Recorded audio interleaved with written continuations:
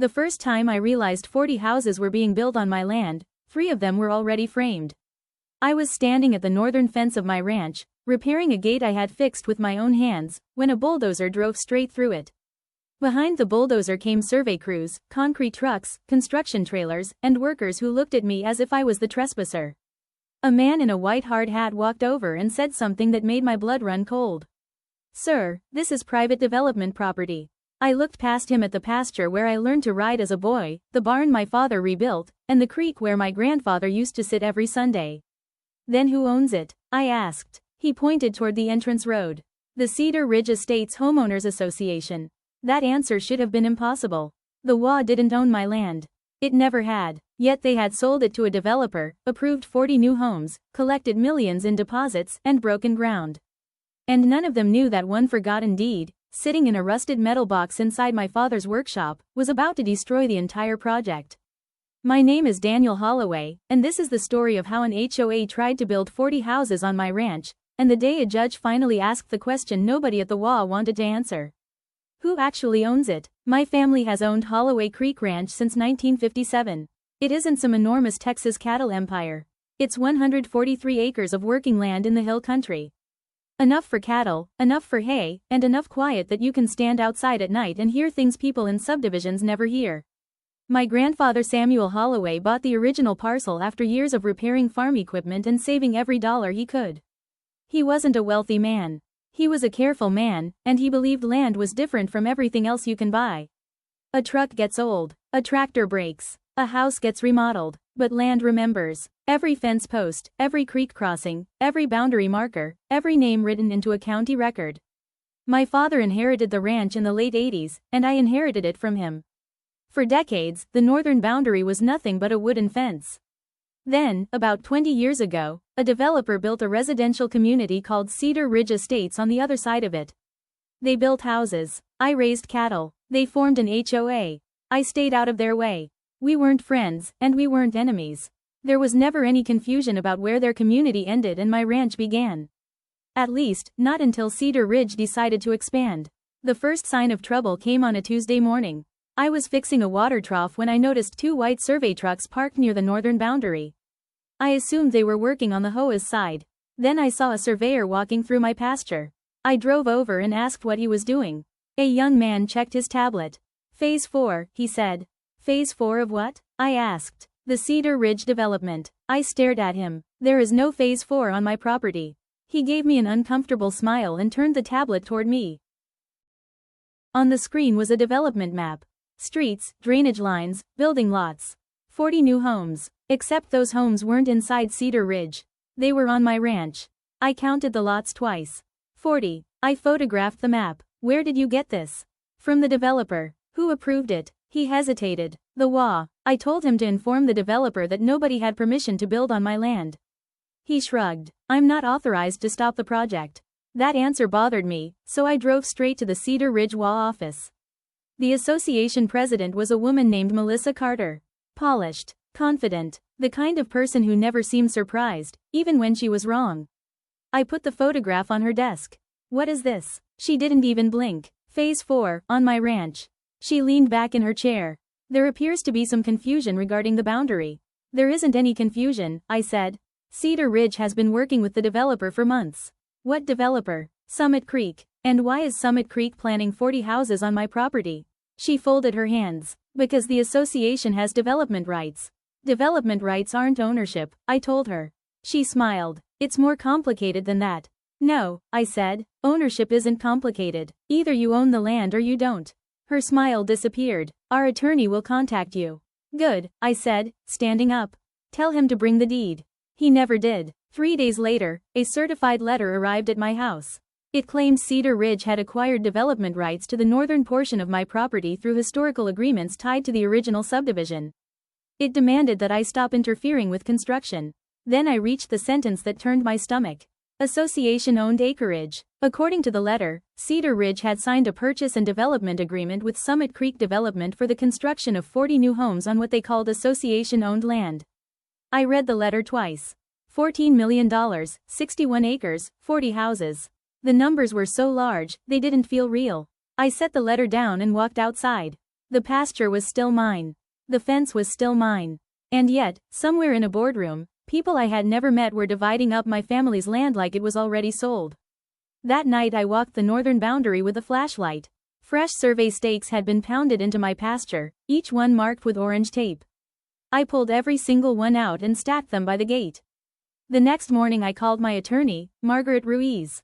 She had handled my father's estate and every major property issue my family had faced for years.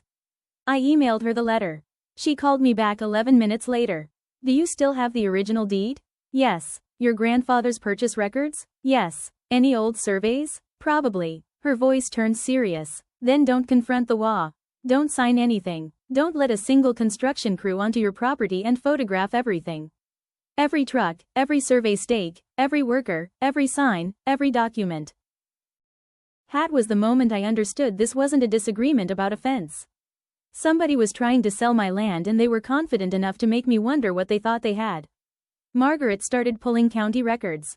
A few days later she called me. We found something. What? The HOA's attorney is leaning on a 1974 development agreement. Does it transfer the land? No, she said. The answer came instantly. It transfers access rights, utility rights, road rights, and maintenance responsibilities. And ownership? No. I sat back. Then why are they claiming ownership? That, Margaret said, is exactly what we need to find out. Then she asked another question.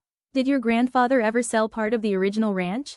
Yes. In 1968. Do you still have that deed? I think so. Find it. That night I went into my father's old workshop. Nothing had changed. Rusty tools, old tractor manuals, shelves thick with dust, the smell of motor oil and old leather. I went through the filing cabinets. Nothing. Then the boxes. Nothing. Finally, tucked behind an old tractor manual, I found a small metal box. The same box my grandfather had used for his important papers.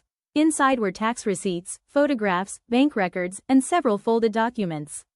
One was dated 1968. Another was dated 1957. My hands started shaking. I unfolded the 1957 deed. The paper was yellow and brittle, but the words were still readable. I followed the legal description slowly, and then I saw it. A reservation clause. One paragraph that explained exactly which rights had stayed with the original owner, and which rights had been conveyed in later transfers. I read it again, then grabbed the 1968 deed.